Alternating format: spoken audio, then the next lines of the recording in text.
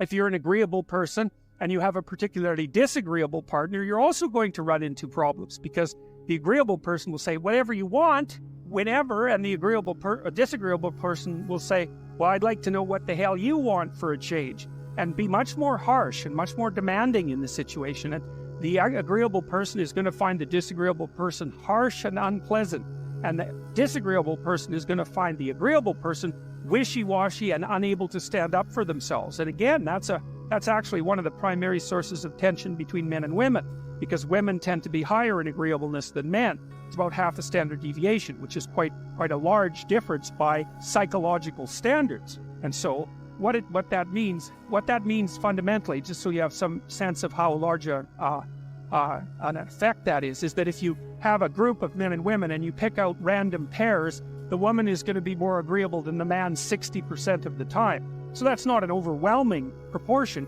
but it's reliable, and it's quite large by psychological standards. So there's the problem with agreeableness. Some of you have had roommates, and maybe you're more orderly than your roommate. What does it mean? It means you're annoyed by mess before they are. And you don't have to be annoyed by mess much before your less orderly roommate for you to be the one that's always running around picking things up. And so actually, one of the things that's emerged from the psychometric analysis is that women are slightly more orderly than men.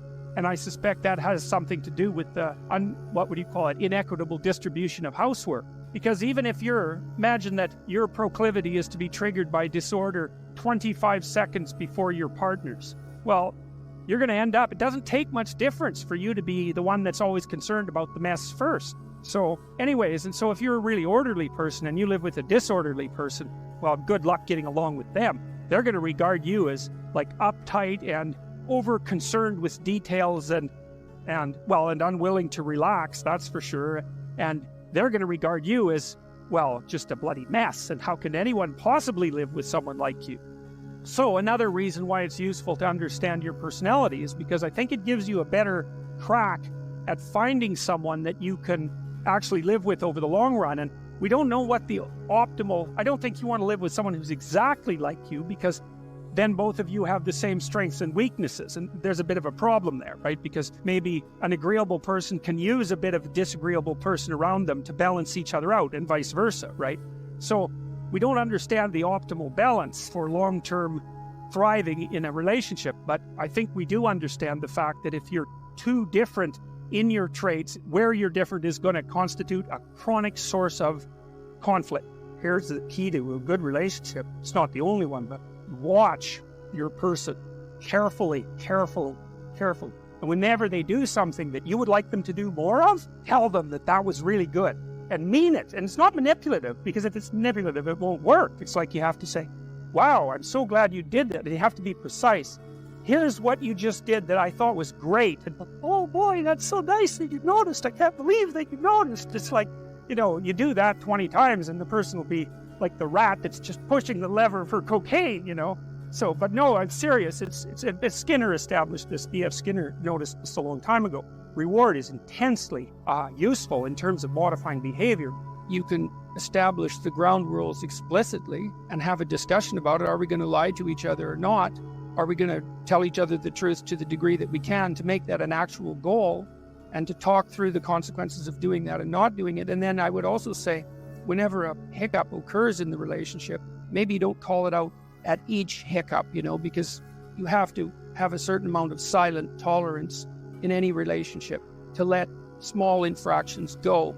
But if they repeat, my rule is 3 times. And it's the rule that I share with my wife. If something happens 3 times that is causing emotional upset, anger, jealousy, disappointment, resentment, frustration, any of those things, anything that you don't want to experience and that you especially don't want to experience repeatedly, then you can call it out. And if you have 3 examples, your case is much better made than if you just have 1. I would also say that when you call it out, you could say, look, we were at a party the other night and it looked to me, I felt as if you were paying too much intense attention to Dave. Flirting going on there. That's what it looked like to me. There was some flirting going on there. And, that made me uncomfortable. You don't say, well, you were flirting, stop doing it. You say, well, this is how it looked this is what it looked like to me, and here was my response. And then you want to think, and maybe I'm a damn fool and blind and jealous and stupid, and I'm misinterpreting, or maybe it was a harmless flirtation of the sort that people will engage in because it adds a little bit of spice to a social interaction. You want to find out. It's really convenient if it's the other person's fault, except that you're laden with living with that person, so it really doesn't help you anyways. But it's convenient because then they have to change. But you've got to think about this over the long run. You're going to be interacting with this person on a minute-by-minute basis for decades. If you're the idiot and that's causing trouble, then you should find out. So you want to say, well, look, this is what I saw. What's your explanation of what's going on? And then they'll offer you their viewpoint, and hopefully they'll do the same thing. They'll think, well, this is my intent.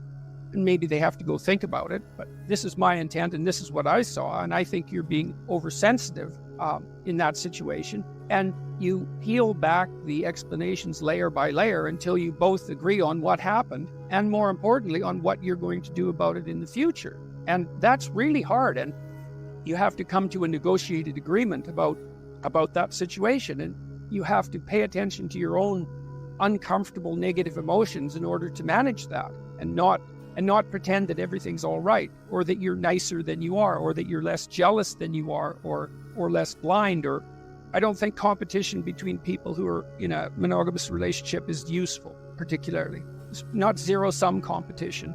I mean, you can compete in a game-like sense, not existential competition. You're on the same team. That's the point.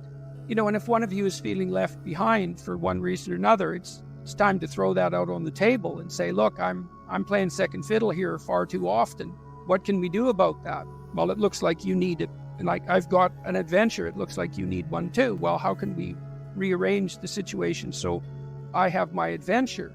And then it's up to that person too to figure out what obstacles they might be putting up in their own pathway, right? That's stopping them. And then they have, they're angry at you for getting in the way, but it's actually a consequence of them using you as a convenient excuse for not doing something difficult. Those things all have to be sorted through. It's very hard. These conversations are extremely difficult. It's no wonder people avoid them.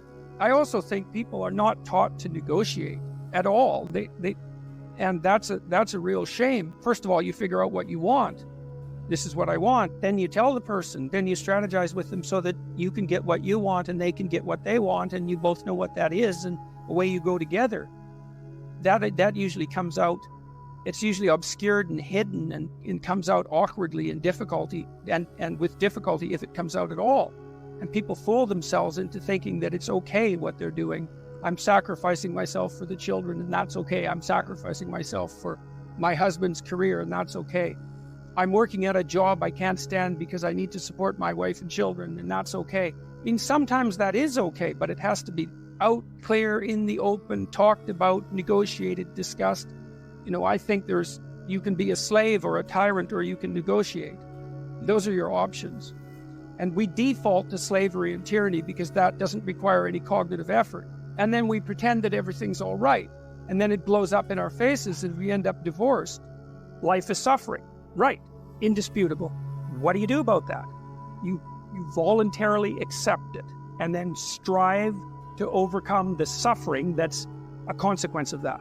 And you do that for you, and you do that in a way that makes it better for other people. And then that works. And one question might be, well, how well does it work? And the answer is, the only way that you can find out is by trying it. That's it. That's the existential element of it. The proof is to be derived by the incarnation of the attitude in your own life. No one can tell you how it will work for you. It's the thing that your destiny is to discover that. You have to make the decisions to begin with. It's like, because you can't do this without commitment. You have to commit to it first. That's the act of faith that Kierkegaard was so insistent upon. You have to say, I'm going to act as if being is good. I'm going to act as if truth is the pathway to enlightenment. I'm going to act as if I should pursue the deepest meaning possible in my life. And there's reasons to do none of those. They're real reasons. So it's really a decision. But you can't find out what the consequence of the decision is unless you make the decision. When you're 25, you could be an idiot. It's no problem. Even when you're out in a job search, it's like, well, you don't have any experience and you're kind of clueless. It's, yeah, you're young. It's no problem. That's what young people are like, but they're full of potential. Okay, well, now you're the same person at 30. It's like people aren't so thrilled about you at that point. It's like, what the hell have you been doing for the last 10 years? Well, I'm just as clueless as I was when I was 22. It's, yeah, but you're not 22. You're an old infant, right? And that's an ugly thing, an old infant. So part of the reason you choose your damn sacrifice, because the sacrifice is inevitable, but at least you get to choose it. And then there's something that's even more complex than that in some sense, is that the problem with being a child is that all you are is potential, and it's really low resolution. You could be anything, but you're not anything. So then you go and you adopt an apprenticeship, roughly speaking, and then you become something. And when you're something, that makes the world open up to you again. Like if you're a really good plumber, then you end up being far more than a plumber, right? You end up being a good employer. If you're a really good plumber, well, then you have some employees, you run a business, you train some other people, you enlarge their lives, you're kind of a pillar of the community, you have your family. Once you pass through that narrow training period, which narrows you and constricts you and develops you at the same time, then you can come out the other end with a bunch of new possibility at hand. And Jung talked about that. He thought that the proper path of development in the last half of life was to rediscover the child that you left behind as you were apprenticing. And so then you get to be something and regain that potential at the same time.